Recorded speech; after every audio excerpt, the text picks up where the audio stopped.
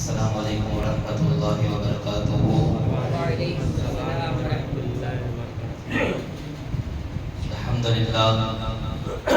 الحمدللہ رب العالمین والعاقبۃ للمتقین والصلاة والسلام علی سید الانبیاء والمرسلین، اما بعد فاعوذ باللہ من الشیطان الرجیم، بسم اللہ الرحمن الرحیم، وخافونی ان کنتم مؤمنین، صدق اللہ العظیم وصدق رسولہ النبی الامین الکریم، نحن علی ذلک لمن الشاہدین والشاکرین والحمد للہ رب العالمین۔ محترم حضرات، خطبہ مسنونہ کے بعد قرآن مجید و فرقان حمید ایک مختصر سورہ آل عمران سے آیت کریمہ کو تلاوت کرنے کا شرف حاصل کیا ہے۔ آئیے اس کے حوالے سے چند باتیں عرض کرنے سے پہلے حضور رحمت عالم نور مجسم شفیع اعظم صلی اللہ تعالی علیہ وسلم کی بارگاہ ثنا میں درود پاک کا نذرانہ پیش کر اور پڑھے بآواز سے بلند اللہم صلی علی سیدنا و مولانا محمد و بارک وسلم، سلام علیکہ یا رسول اللہ صلی اللہ تعالی علیہ وسلم۔ حضرات مکرم، آج کی خطبہ جمعہ میں ہم خوف خدا کے حوالے سے چند باتیں سماعت کریں گے۔ خوف خدا کیا ہے اور خوف خدا میں رونا کتنا فائدہ مند ہے۔ خوف خدا کس سے کہتے ہیں؟ علماء فرماتے ہیں کہ اللہ تعالیٰ کی خفیہ تدبیر، اس کی بے نیازی، اس کی گرفت اور اس کی طرف سے دیے جانے والے عذابوں سے ڈرنے کا نام خوف خدا۔ درۃ الناصحین میں ہے کہ قیامت کے دن ایک شخص کو بارگاہ خداوندی میں پیش کیا جائے اور اسے اس کا نامہ اعمال دیا جائے گا تو وہ اس میں کثیر گناہ پائے گا۔ عرض کرے گا یا اللہ، یہ گناہ تو میں نے کیے ہی نہیں۔ تو اللہ تعالیٰ فرمائے گا کہ میرے پاس اس کے مضبوط گواہ۔ وہ بندہ اپنے دائیں بائیں مڑ کر دیکھے گا لیکن کوئی گواہ موجود نہ پائے گا تو کہے گا یا الہی وہ گواہ کہاں ہے؟ تو اللہ تعالیٰ اس کے اعضاء کو گواہی دینے کا حکم دے گا۔ تو کان کہے گے کہ ہاں ہم نے حرام سنا تھا، آنکھیں کہے گی ہاں ہم نے حرام دیکھا تھا، زبان کہے گی ہاں میں نے حرام بولا تھا، اسی طرح اس کے ہاتھ پاؤں کہے گے کہ ہم حرام کی طرف بڑھے تھے۔ اس کے اعضاء گواہی دیں گے، آنکھیں گواہی دیں گی، کان گواہی دیں گے، زبان گواہی دے گی، ہاتھ پیر گواہی دے گے۔ یہ سن کر وہ بندہ حیران رہ جائے گا۔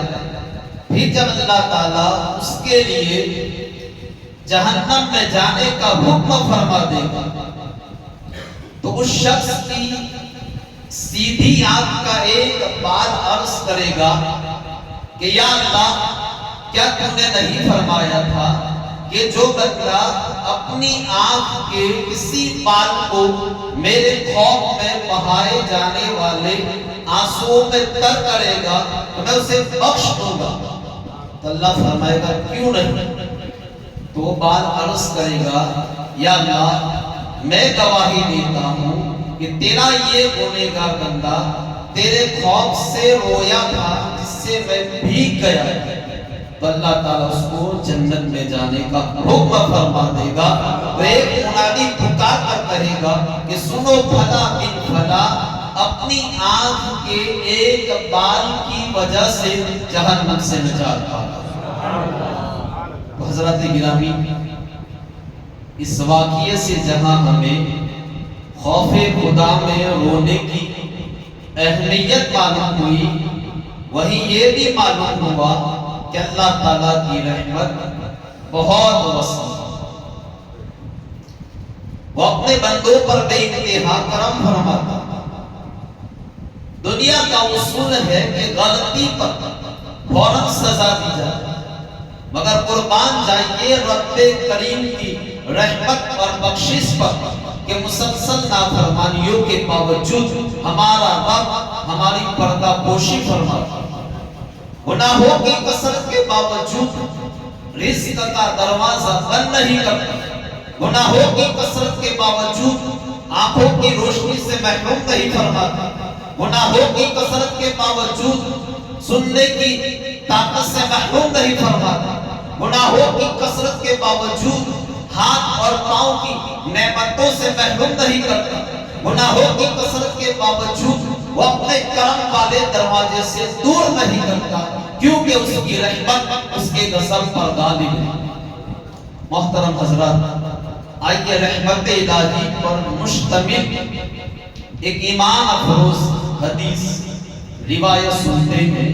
بخاری شریف کی حدیث ہے، حضرت ابو ہریرہ رضی اللہ تعالیٰ عنہ سے روایت ہے، سرکار مدینہ صلی اللہ تعالیٰ علیہ وسلم نے ارشاد فرمایا کہ قیامت کے دن جب اللہ تعالیٰ بندوں کے حساب کتاب مقدمات سے فارغ ہو جائے گا تو ایک شخص جو جنت اور دوزخ کے درمیان رہ جائے گا، وہ دوزخیوں میں آخری شخص ہوگا جو جنت میں جائے گا۔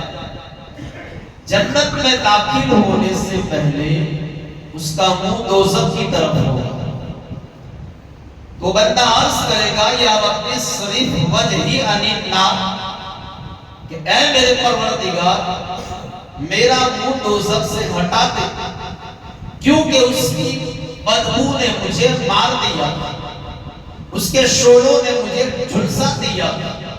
تو اللہ تعالیٰ فرمائے گا، تو اللہ تعالیٰ فرمائے گا کہ اگر تیرے ساتھ یہ احسان کر دیا جائے تو اس کے علاوہ کچھ اور تو نہیں مانگے۔ وہ عرض کرے گا لا و عزت کا، تیری عزت کی قسم میں کچھ نہیں مانگوں۔ تو اللہ تعالیٰ اس کا منہ چہرہ دوزخ سے ہٹا دے گا۔ جب وہ بندہ منہ جنت کی طرف کرے گا اور جنت کی شادگی، تازگی، شادابی کو دیکھنے لگے، جب تک اللہ پاک چاہے گا وہ خاموش رہے گا، پھر عرض کرے گا کہ اے میرے پروردگار مجھے جنت کے دروازے سے قریب کر دو۔ تو اللہ تعالیٰ فرمائے گا کہ کیا تو نے وعدہ نہیں کیا کہ جو کچھ مانگ چکا ہے اب اس کے علاوہ کوئی سوال نہیں کرے؟ تو عرض کرے گا کہ اے میرے پروردگار میں تیری مخلوق میں سب سے زیادہ بد نصیب ہونا نہیں چاہتا۔ تو اللہ تعالیٰ اس بندے کو جنت سے قریب کر دے گا۔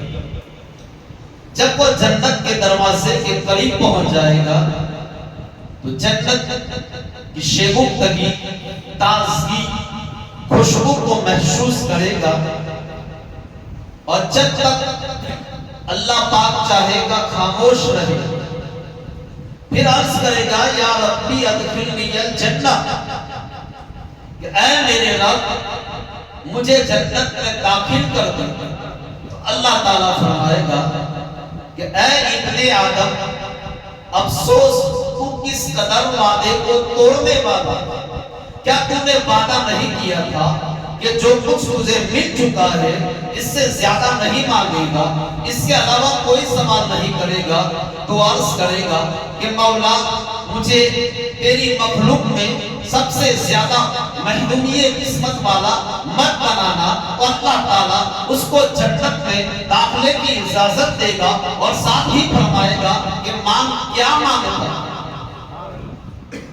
تو اپنی خواہشات کا اظہار کرے گا، حتیٰ کہ اس کی خواہشات ایمان ختم ہو جائے گی۔ اللہ اکبر۔ حضرات گرامی، اس حدیث سے پتا چلا کہ اللہ تعالیٰ کی رحمت بہت وسیع ہے۔ اللہ تعالیٰ اپنے بندوں پر بے انتہا کرم فرماتا ہے۔ رب سے مانگنے والا کبھی محروم نہیں رہتا، لیکن یاد رکھیے رحمت الہی کے وسیع ہونے کا مطلب یہ نہیں کہ رب کی رحمت سے امید باندھ کر گناہوں میں مشغول ہو جائے۔ رب کی رحمت کے وسیع ہونے کا مطلب یہ نہیں کہ رب کی رحمت سے امید لگا کر نیکیاں کرنا چھوڑ دے۔ رحمت الہی کے وسیع ہونے کا مطلب یہ نہیں کہ رب کی رحمت سے امید لگاتے ہوئے نمازیں قضا کرتے رہے۔ رحمت الہی کے وسیع ہونے کا مطلب یہ نہیں کہ ہم رب کی رحمت سے امید لگاتے ہوئے دوسروں کو ستانا شروع کرتے۔ رحمت الہی کے وسیع ہونے کا مطلب یہ نہیں کہ رب کی رحمت پر بھروسہ کرتے ہوئے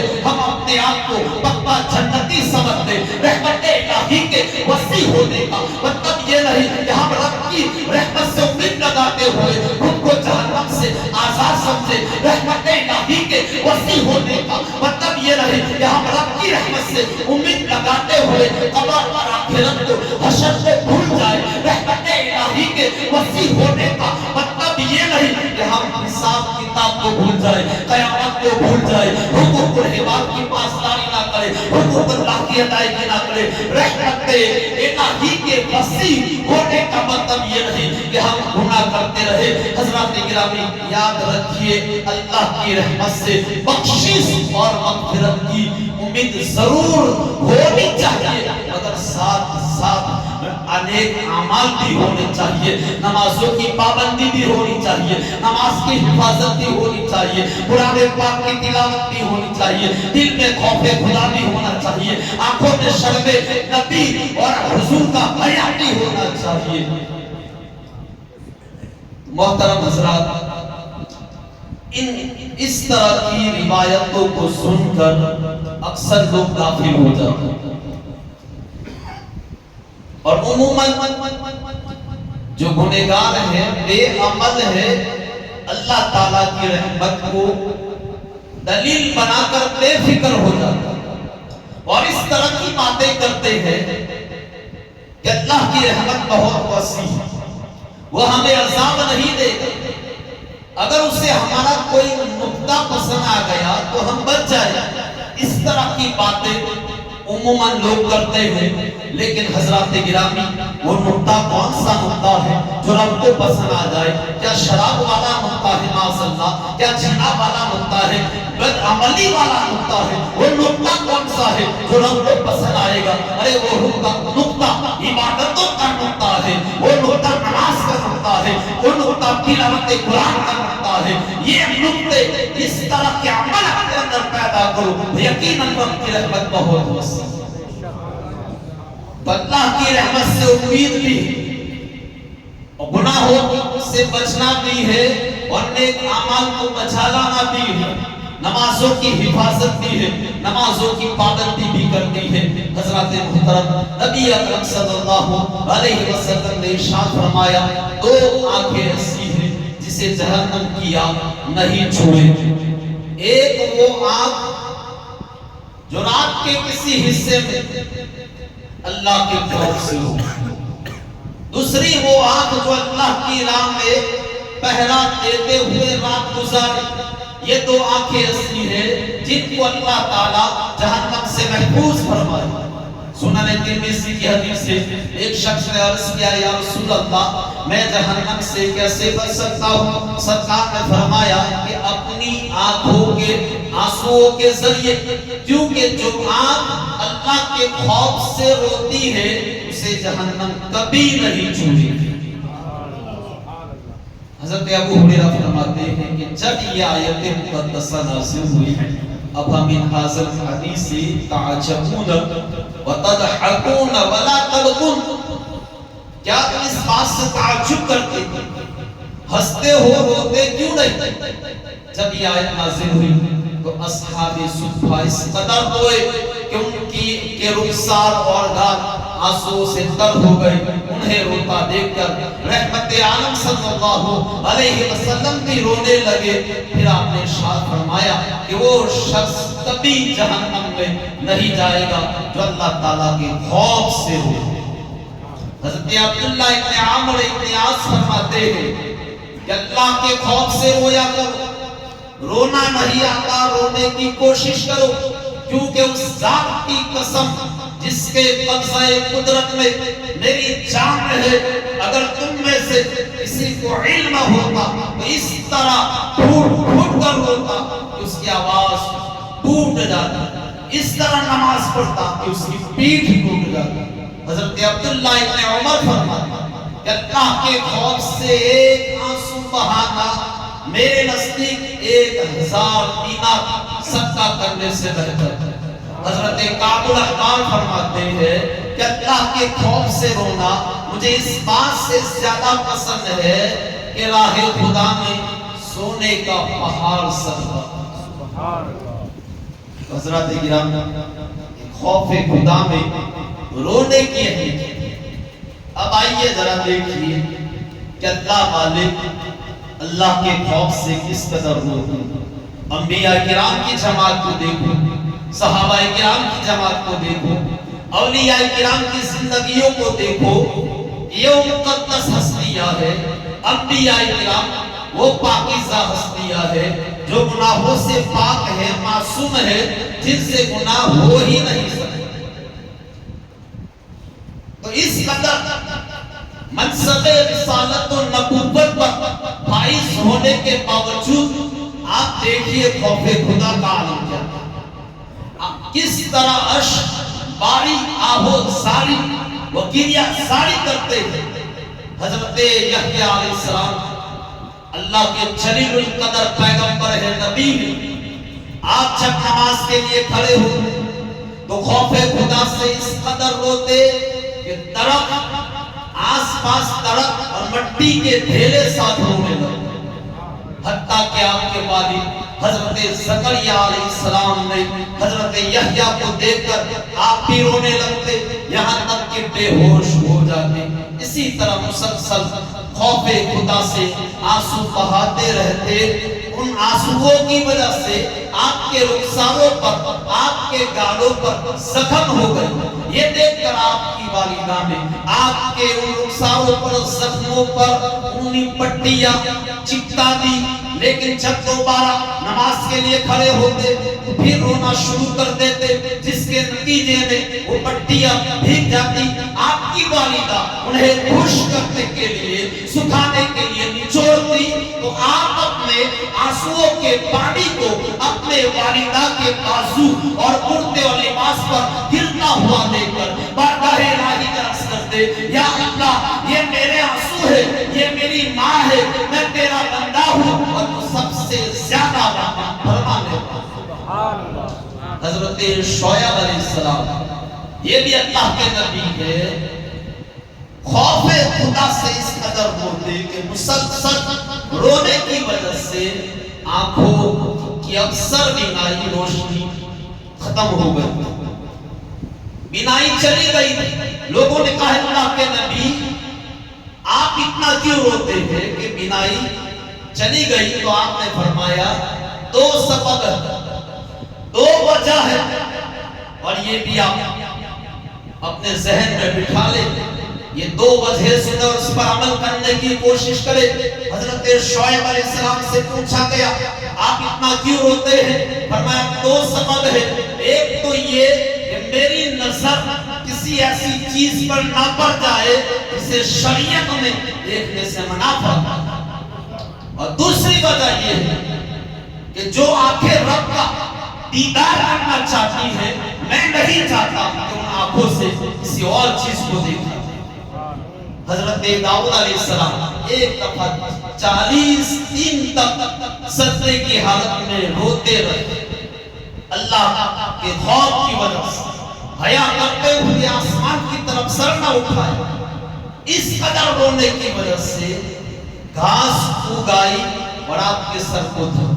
हजरत इब्राहीम अलैहिस्सलाम नमाज के लिए खड़े हुए, खौफे खुदा से इस कदर रोते 1 मील के फासले से आपके सीने में पैदा होने वाली गड़गड़ाहट की आवाज सुनाई देती।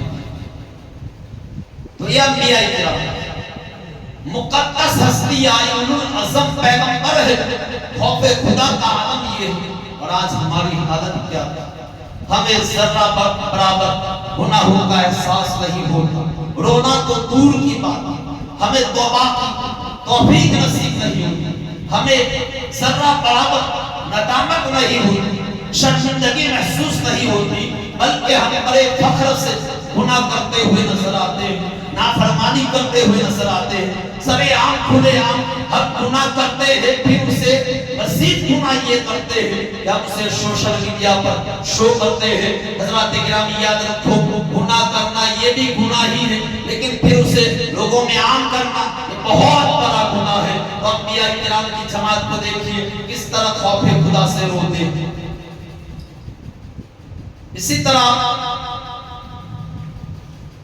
औलिया किराम की जमात को देखिए, सहाबा किराम की जमात को देखिए, और याद रखो खौफे खुदा में रहने वाले बज़ाहिर बाहर निकलते हैं, लेकिन सफाई इंसान के अंदर की करते हैं, इंसान के बातिन को पाक करते हैं। खौफे खुदा में बहने वाले आंसू दिल की सख्ती को दूर करते हैं। खौफे खुदा में बहने वाले आंसू दिल की नरमी का सबब बनते हैं। खौफे खुदा में बहने वाले आंसू गुनाहों के बोझ से नजात देते हैं। खौफे खुदा में बहने वाले आंसू अल्लाह की रहमत का उम्मीदवार बनाते हैं। खौफे खुदा से बहने वाले आंसू जहन्नम से आजादी दिलाते हैं। खौफे खुदा से बहने वाले आंसू जन्नत का मुस्तहिक बनाते हैं। खौफे खुदा में बहने वाले आंसू कब्र के मराहिल को आसान बनाते हैं। खौफे खुदा में बहने वाले आंसू कब्र के अज़ाब से बचाते हैं और कब्र को गुलो गुलजार बनाते हैं। हजरत अबू सालिम कुर्री रहमतुल्लाहि तआला अलैह बहुत बड़े मुहद्दिस गुजरे हैं। बयान के दौरान आप पर ऐसी कैफियत तालीम होगी कि खौफे इलाही से लरसते, बदन कांपने लगता और इस कदर फूट फूट कर रोते जैसे कोई औरत अपने एक रोते बच्चे की मौत और वफात पर रोती है। इस तरह सारों कतार रोते। कभी कभी शिद्दत गिरिया और बदन के लरसने से उनके आसा के जोड़ अपनी जगह हिल जाया करते थे। और जब आप किसी कब्र को देख लेते तो 2-3 दिन तक खामोश रहते और खाना पीना छोड़ दिया। आप देखिए ये अंबिया किराम की जमात है, औलिया किराम की जमात है। अंबिया मासूम है, पक्के जन्नती है, और सहाबा किराम में कई सहाबा वो है जिनको हुजूर ने जन्नत की बशारत की, लेकिन खौफे खुदा का आलम देखिए। औलिया किराम लंबी रातें इबादत में गुजरती है, सजदे करते हैं, रोते हैं। खौफे खुदा का ये आलम है। और एक हम है, हमारे पास नेक अमाल कुछ भी नहीं है, न नमाज़ें है, न कुरान पाक की तिलावत है, न सज्दों की लज्जतें है, न बंदगी का शौक है, लेकिन हम फिर भी गुनाहों पर डटे हुए हैं, गुनाहों पर अकड़े हुए हैं। बहुत तरह नजरा आज जरूरत है कि हम अपनी इस्लाह करें, अपने आप को बदले, अपने आप को मस्जिदों का रागिब बनाए, नमाजों की तरफ माइल करें और वक्त पर नमाज की पाबंदी करें। इन सलात कानत अलल मोमिनीन किताबन मौकूता। अल्लाह फरमाता है कि नमाज वक्त की पाबंदी के साथ, जमात के साथ हर मुसलमान पर फर्ज है। नमाज ये मेरे आका की आंखों की ठंडक है, नमाज दीन का सुकून है। कई गुज़िश्ता जुमाओं से नमाज के हवाले से, इस्लाह के हवाले से मोहतरम हज़रात मैं आपको जगा रहा हूँ, उठाने की कोशिश कर रहा हूँ, नमाजी बनाने की कोशिश कर रहा हूँ, लेकिन हम है ना हम डरते हैं, ना हम बदलते हैं, ना खौफे खुदा है, ना शर्म नबी है। आइए दो वाक़या पेश करके गुफ्तगू को इख्तिताम की तरफ ले जाता हूँ। हज़रत सोफिया में सोरी रहमतुल्लाहि तआला अलैह एक नाम है, मुहद्दिस की जमात, बहुत बड़े अल्लाह के वली गुजरे हैं, मुहद्दिस गुजरे हैं। जवानी ही में आपकी कमर टूट गई। लोगों ने कई मर्तबा उसकी वजह जानने की कोशिश की, لیکن سفیان ثوری نے کوئی جواب نہ دیا۔ ایک مرتبہ آپ کے ایک شاگرد نے بار بار اس کی وجہ پوچھی تو فرمایا کہ میرے ایک استاد تھے جن کا شمار بڑے علماء میں ہوتا، میں نے ان سے کئی علوم و فنون سیکھے تھے۔ جب ان کی وفات کا وقت قریب آیا اس سے کہنے لگے اے سفیان کیا تم جانتے ہو کہ میرے ساتھ کیا معاملہ پیش آیا؟ میں نے کہا نہیں۔ کہا میں 50 سال تک مخلوق خدا کو اللہ کی اطاعت کرنے گناہوں سے بچنے کی تلقین کرتا رہا، مگر افسوس کہ آج میری زندگی کا چراغ گل ہونے کو ہے۔ اگر اللہ تعالیٰ نے مجھے اپنی بارگاہ سے یہ کہہ کر نکال دیا کہ تم میری بارگاہ میں آنے کی صلاحیت اور قابلیت نہیں رکھتا ہے تو کیا ہوگا؟ تو اپنے استاد کی یہ بات سن کر خوف سے میری کمر ٹوٹ گئی، جس کے ٹوٹنے کی آواز وہاں موجود تمام لوگوں نے سنی تھی۔ حضرات گرامی دیکھیے اللہ کے نیک بندے ہیں، محدث ہے، اللہ کے ولی ہے، لیکن کس قدر خوف خدا سے معمور ہوتے ہیں، کس قدر اللہ کا خوف ہے۔ اور ایک ہم ہے ان کی شب و روز اٹھنا بیٹھنا سونا جھاگنا چلنا اور غرض زندگی کا ایک لمحہ فکر آخرت میں گزرتا ہے، اللہ کی عبادت میں گزرتا ہے۔ مگر افسوس ہمارا حال یہ ہے کہ خوف خدا ہمارے دلوں سے رخصت ہو چکا، گویا ہم نے طے کر لیا ہے کہ ہم نہ سدھرے ہیں نہ سدھریں گے، نہ بدلے ہیں نہ بدلیں گے، نہ کرتے ہیں نہ کریں گے، نہ نماز پڑھتے ہیں نہ کبھی پڑھیں گے، نہ روزہ رکھتے ہیں نہ کبھی رکھیں گے، نہ قرآن کو پڑھتے ہیں نہ قرآن کبھی پڑھیں گے۔ ہم نہ سدھرے ہیں نہ کبھی سدھریں گے۔ حضرات محترم آپ اور ہم سب کو ڈرانے کے لیے عذاب اور قبر پر مشتمل کئی آیتیں سنا دی جاتی ہیں، کئی حدیثیں بیان کی جاتی ہیں، لیکن حال یہ ہے کہ ہم ادھر ادھر دیکھتے ہوئے لاپرواہی سے ایک کان سے سنتے ہیں دوسرے کان سے نکال دیتے ہیں۔ شاید اس کی وجہ یہ ہو سکتی ہے کہ ہمارے گناہوں کی وجہ سے ہمارے دل اس قدر زنگ آلود ہو چکے ہیں، نصیحت کی کوئی بھی بات اثر انداز نہیں۔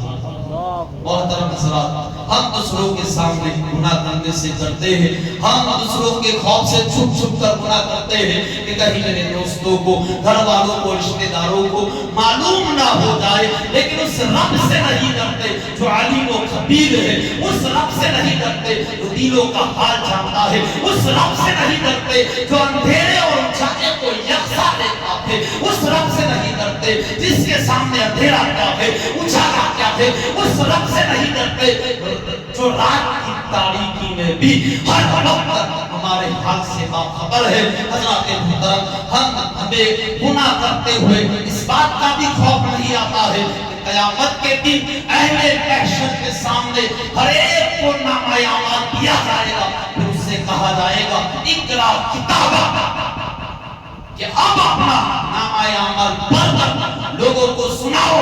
حضرات گرامی نہ ہمیں اس کا کوئی خوف ہے، ارے ہم دنیا میں جس کے سامنے لوگوں کے ساتھ تو حضرات کہنے کا مقصد یہ خوف خدا پیدا تھا، شرم نبی پیدا تھا۔ حضرت امام جعفر صادق رضی اللہ تعالیٰ عنہ کون ہستی؟ مولا علی کی اولاد میں سے، مولا حسین کی اولاد میں سے ہے، اور یہ وہ عظیم ہستی ہے جن سے امام اعظم ابو حنیفہ جیسے ہستی نے فیض اور علم حاصل کیا۔ تو امام جعفر صادق 4 سال کی آپ کی عمر، خوف خدا کا عالم دیکھیے، زار و قطار رو رہے تھے۔ کسی نے کہا شہزادے کیا بات ہے، کسی چیز کی ضرورت ہو تو بتاؤ، ابھی حاصل کر دیتا ہوں۔ تو آپ مزید رونے لگے۔ اس کی یہ بات سن کر امام جعفر صادق کی رونے کی آواز اور بلند ہو گئی اور فرمایا میں اللہ کے خوف سے رو رہا ہوں، اللہ کا غضب اور جہنم کے خوف سے میرا دل بیٹھا جا رہا ہے۔ کہا کہ شہزادے ابھی تو آپ چھوٹے بچے ہیں، ابھی تو آپ بچے ہیں، اور ابھی سے اتنا خوف کیسا، اتنا رونا کیسا، ایسا خوف کیوں؟ اطمینان رکھیے بچوں کو عذاب نہیں دیا جاتا۔ امام جعفر صادق نے فرمایا کہ میں نے دیکھا ہے کہ بڑی بڑی لکڑیوں کو سلگانے کے لیے ان کے گرد چھوٹی چھوٹی لکڑیاں اور لکڑیوں کی چھلن رکھی جاتی ہے. چھوٹی لکڑیاں آگ جلدی پکڑ لیتی ہے اور ان کی بدولت بڑی لکڑیاں چل اٹھتی ہے. میں ڈرتا ہوں کہ ابو جہل، ابو لہب، عتبہ و شیبہ جیسے کافروں کو جہنم میں جلانے کے لیے چھوٹی لکڑیوں کی جگہ کہیں مجھے آگ میں نہ ڈال دیا جائے. اللہ اکبر. امام جعفر صادق امام حسین کی اولاد میں سے ہے، کربلا والوں کی اولاد ہے جن سے امام اعظم نے فیض حاصل کیا. اللہ اکبر. کیا شان ہے. لیکن خوف خدا دیکھیے، صرف 4 سال کی عمر ہے. خوف خدا کا نام یہ ہے. اور ہمارا حال کیا ہے؟ کیا بچپن، کیا جوانی اور کیا بڑھاپا، کیا بچپن ہم بڑھاپے میں بھی خوف خدا سے باز نہیں آتے. عذاب الہی کی وعیدیں سن کر بھی ہم اللہ سے نہیں ڈرتے ہیں، خوف خدا پیدا نہیں کرتے ہیں، نبی کا شرم اور حیا نہیں کرتے ہیں. حضرات گرامی، اور اگر کوئی سمجھانے کی کوشش کرے تو اس کی بات ہمیں اچھی نہیں لگتی، بلکہ بعض منہ پھٹ ایسے ہوتے ہیں کہ یہ کہہ کر چپ کرا دیتے ہیں کہ ہمیں بس سمجھائیے، ہمیں اپنی قبر میں جانا ہے، تمہیں اپنی قبر میں جانا ہے، جو ہوگا ہم دیکھا جائے گا. اس طرح کے ماشاءاللہ جملے کسے جاتے ہیں. ذرا سوچو تو صحیح اور غور کرو کہ ہم اس طرح اپنے آپ کو جھوٹی تسلی دے رہے ہیں کہ جو ہوگا دیکھا جائے گا. اگر گناہوں کی وجہ سے قبر میں سانپ بچھو آ گئے تو کیا دیکھا جائے گا؟ قبر میں آگ بھڑکا دی گئی تو کیا دیکھا جائے گا؟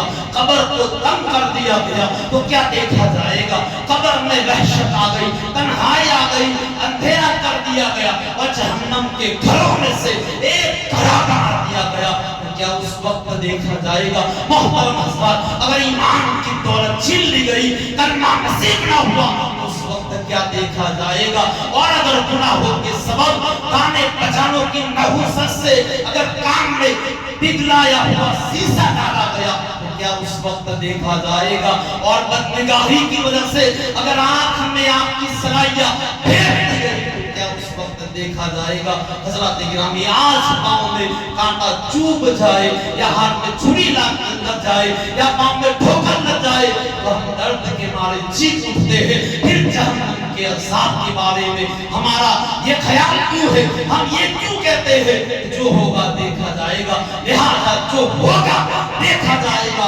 یہ غلط سوچ، غلط فہمی اپنے ذہن سے نکالو اور اپنے دل و دماغ میں اللہ کا خوف پیدا کرو، خوف خدا پیدا کرو، خشیت الہی پیدا کرو، نبی کی شرم اور حیا پیدا کرو. اور اس کا بہترین ذریعہ یہ ہے کہ حضرات محترم آئیے، اللہ تعالیٰ نے جن کاموں کا حکم دیا ہے آپ اس پر عمل پیرا ہو جائے، جن باتوں سے منع کیا ہے ان سے خود بھی بچے اور اپنے گھر والوں کو بھی بچائے، تو آپ صحیح معنوں میں مکمل اور کامل مسلمان کہلا سکتے ہیں. اور اس کا طریقہ یہ ہے کہ آپ سب سے پہلے نماز سے قریب ہو جائے. نماز ایک ایسی عبادت ہے، نماز کے ذریعے اللہ تعالیٰ برائیوں سے محفوظ فرما دیتا ہے، بے حیائیوں سے محفوظ فرما دیتا ہے.